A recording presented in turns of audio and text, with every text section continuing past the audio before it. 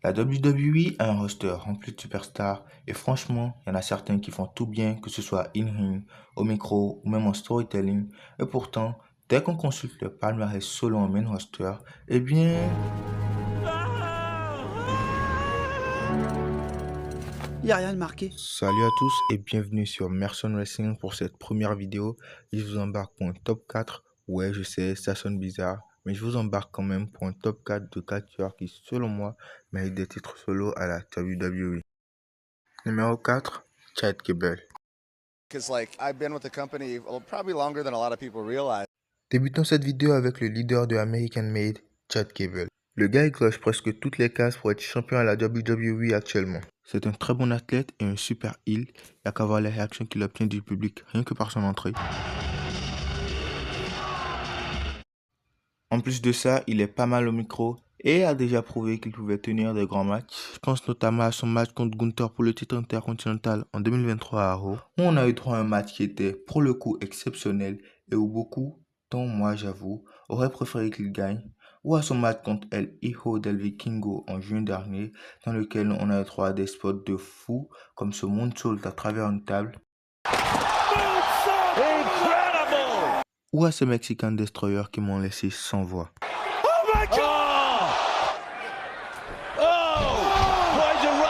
Et avec tout ça, Gable, il n'a à son actif que les titres par équipe et aussi le titre Speed. Ah non, là je me gourre, c'est pas lui, c'est le Grande Americano. Et pour moi, il mérite amplement un titre mid comme le titre intercontinental. Numéro 3, Jimmy Uso. Alors pour moi, c'est difficile d'être Jimmy Uso. Genre, je débute une carrière par équipe avec mon frère Jay, qui après 14 ans de carrière se sépare de moi par un coup de pied dans la figure, dissension familiale, et devient par la suite l'une des superstars les plus importantes du roster juste en créant un mot, et réussissant même à devenir champion sur la plus grande scène de toutes, WrestleMania, pendant que moi je reste coincé dans des histoires de famille.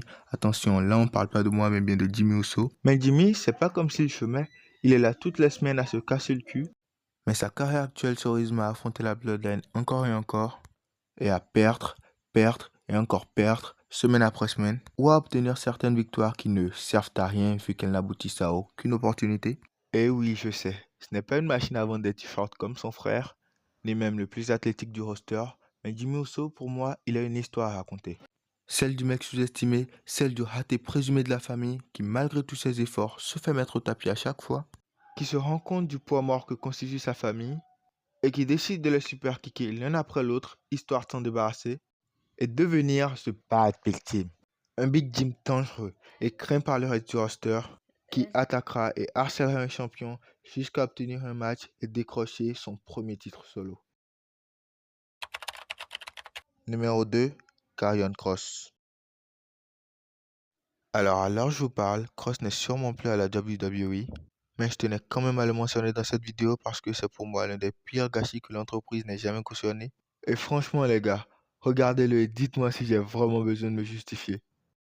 Je vais quand même le faire vu que j'ai pas préparé mon speech pour rien.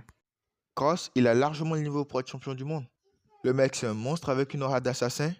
Et il cadre parfaitement avec le profil du créateur froid et manipulateur qui détruit ses victimes aussi bien psychologiquement que physiquement. Un truc à la Triple H. En plus de ça, Kross, pour moi, son plus grand atout, c'est le réalisme de haine qu'il dégage. Non mais matez-moi ça les gars. Et oui, je sais, ce n'est pas encore une fois la superstar la plus athlétique du roster, mais son niveau in-ring pour moi, il est parfait. Et ce niveau in-ring couplé à son charisme, son aura meurtrière, le réalisme qu'il dégage et la vague d'intérêt récente des fans